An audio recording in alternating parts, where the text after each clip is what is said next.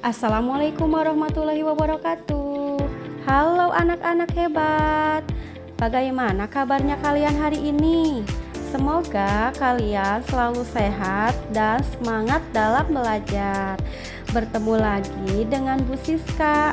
Hari ini kita akan belajar pendidikan Pancasila tentang bagian-bagian rumah. Ayo kita ikuti dengan keceriaan agar kita semakin baik. Jangan lupa ya, tonton videonya sampai selesai. Sebelum memulai pembelajaran hari ini, marilah kita awali dengan membaca doa.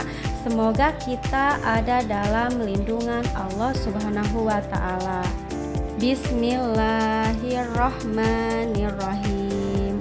Rabbi zidni ilman warzuqni fahman raditu billahi robba wabil islami dina wabi muhammadin nabiyya wa rasula. Amin. Anak-anak, sebelum kita belajar itu kita harus tahu dulu tujuan pembelajarannya. Nah, tujuan pembelajaran hari ini yang pertama itu peserta didik mampu mengidentifikasi minimal 3 bagian rumah melalui video atau gambar. Yang kedua, peserta didik mampu menjelaskan fungsi ruangan rumah secara sederhana. Dan yang ketiga, peserta didik mampu menunjukkan sikap tanggung jawab terhadap kebersihan rumah. Kan materi hari ini itu adalah tentang bagian-bagian rumah. Ayo, siapa di sini yang tahu bagian apa aja yang ada di rumah? Nih, lihat ya, di sini ada bagian-bagian rumah. Yang pertama itu ada atap, jendela, ada pagar, ada pintu, tembok, juga cerobong asap.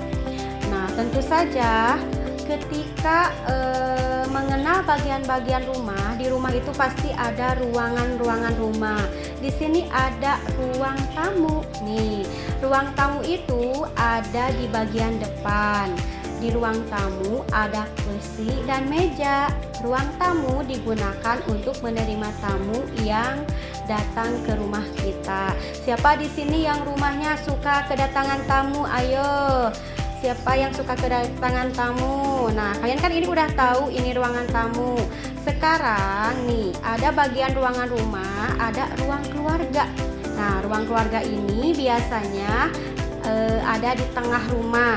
Ruang keluarga ada televisi, ada kursi. Nah, ruang keluarga juga digunakan untuk berkumpul dan mengobrol bersama keluarga. Selanjutnya, bagian-bagian ruangan rumah itu ada kamar mandi. Ayo anak-anak, siapa di sini yang suka mandi?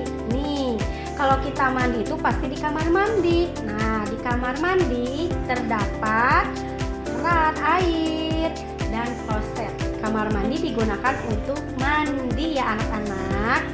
Selanjutnya nih, ada kamar tidur. Nah, di kamar tidur ada kasur. Kamar tidur digunakan sebagai tempat tidur atau beristirahat. Biasanya ada juga beberapa orang menggunakan kamar tidur itu untuk belajar. Nah, anak-anak, di sini juga siapa yang suka makan? Kalau biasanya makan di ruangan mana? Pasti di ruang makan ya. Nih, di ruang makan itu ada meja, ada kursi. Nah, ruang makan digunakan sebagai tempat untuk makan bersama anggota keluarga. Tuh, selain ruang makan ada juga ruang dapur. Wah, ini mah pasti anak-anak. Ruang dapur itu pasti untuk memasak ya. Dapur biasanya ada di bagian belakang rumah. Di dapur ada kompor dan alat memasak, ada juga rak piring dan kulkas atau tempat untuk mencuci piring. Dapur digunakan untuk memasak dan mencuci piring. Ada juga halaman rumah nih.